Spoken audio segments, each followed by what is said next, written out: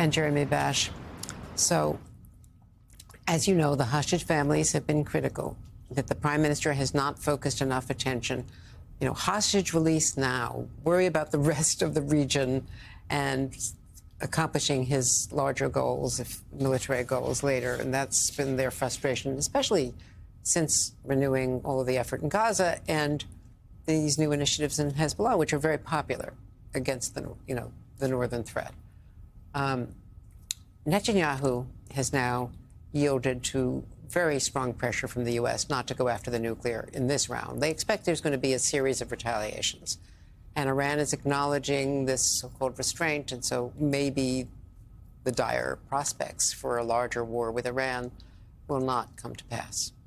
Yeah, I think it makes sense for the Israeli government, the IDF, to control escalation dominance. And by that, I mean, let them go after certain targets that directly implicate the threat against Israel today, the ballistic missiles, the drones, the cruise missiles. Those are the weapons that Iran fired at Israel on April 13th and again on October 1st. Strengthen the coalition of countries that came together to defend Israel, including at the center of it, the United States.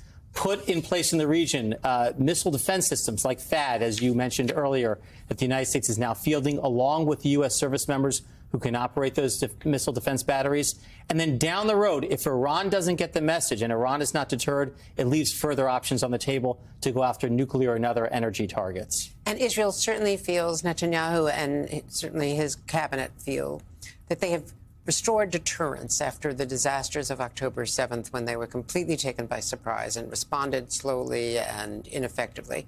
And that with the pager and walkie-talkie explosions, with the assassinations in Tehran, which were very provocative, according to the hostage negotiators, and Nasrallah and Hezbollah, that they have proved their, ability with cyber and other ways of managing and going after Hezbollah as effectively as they have, which is very popular, unlike the Gaza operation in these last few months. At this point, what do you think Israel's goals are?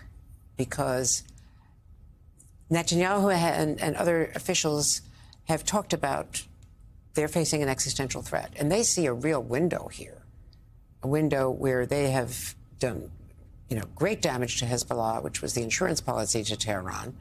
And why not go after Tehran, which is their enemy? Can they accomplish what they want to do in the nuclear field if they had to, without U.S. help? Well, Israel, America's ally, is under fire from 4 different directions, Andrea, not only from Hamas in Gaza, but from the West Bank, but also from Hezbollah in Lebanon and from Iran.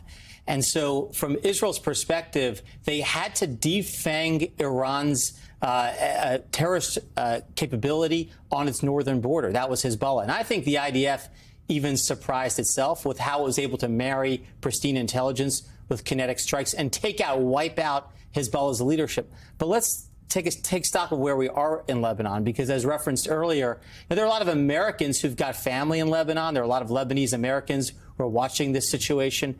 And here's what I would say is I think implementation of the UN Resolution 1701 is the right formula. It's a way to get Hezbollah out of Lebanon. It's a way to get Israeli families. That's what the U.S. is calling for. That's right. But my reporting is also that there are a lot of risks there, because the Lebanese army that they're trying to stand up, the Lebanese government, is so weak, and Hezbollah is so resilient.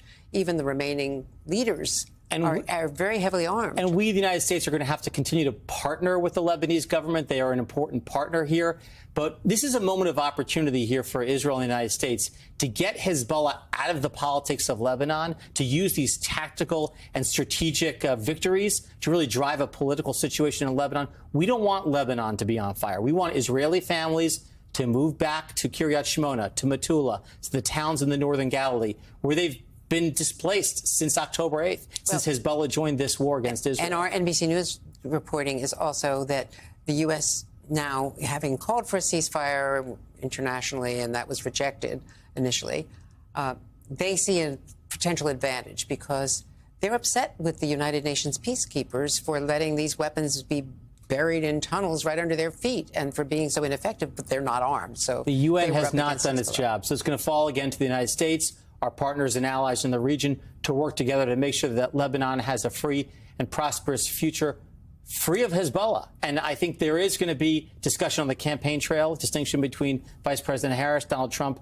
on the future of the Middle East, on the future of Lebanon. One quick question, because everyone wants to know this. What is the timing of Israel's attack against Iran?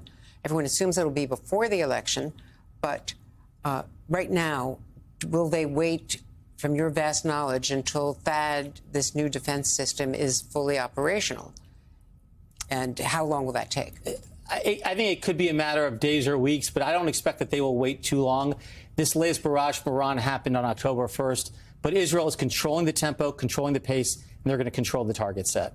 Jeremy Bash, all your experience, thank you so very much.